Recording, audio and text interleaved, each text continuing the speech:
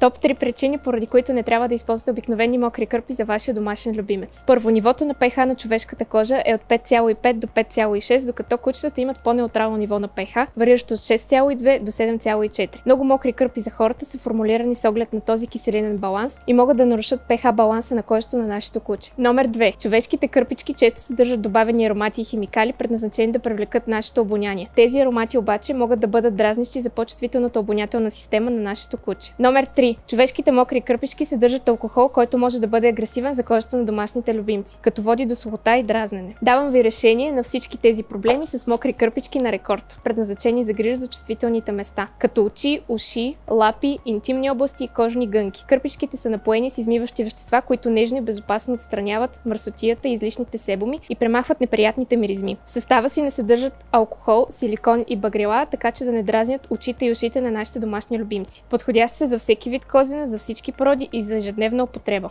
Ето някои от основните предимства, които специализираните мокри кърпи носят. Първо, бързо и удобно почистване. Когато се случи инцидент или бъркотия, не винаги имате възможност да изкъпите кучето си веднага. Мокрите кърпички идват на помощ, като предлагат бърз и ефикасен начин за почистване на бъркотията. Причина номер 2. Удобни са за пътуване. За собствениците на кучета, които обичат да пътуват с домашния си любимец, кърпичките са компактни, леки и са лесни за поставяне в раница. Причина номер 3. След посещение в парк. Преди да оставите да скочат в колата или да влезнат в къщата ви, бързо избърсване може да помогне за минимизиране на бъркотията. Причина номер 4 е, че помагат при отстраняването на алергени. Особено през пролетта и есента поленът може да полепне по козната на нашето куче, причинявайки дискомфорт или алергични реакции. Избърсване след дейности на открито може да помогне за намаляване на тези алергени. И причина номер 5. Градските замърсители. Кучетата, живеещи в града, могат да влезнат в контакт с замърсители като прах или остатъци от превозни средства. Мокрите кърпички могат да помогнат за намаляване на излагането им на тези дразнители. Причина номер 6. Подхранване на кожата. Висококачествените мокри кърпи за кучета често съдържат съставки като алоe вера, витамин Е и овесени ядки. Тези компоненти осигуряват хидратация и предотвратяване на сухота и лющене. Петмол!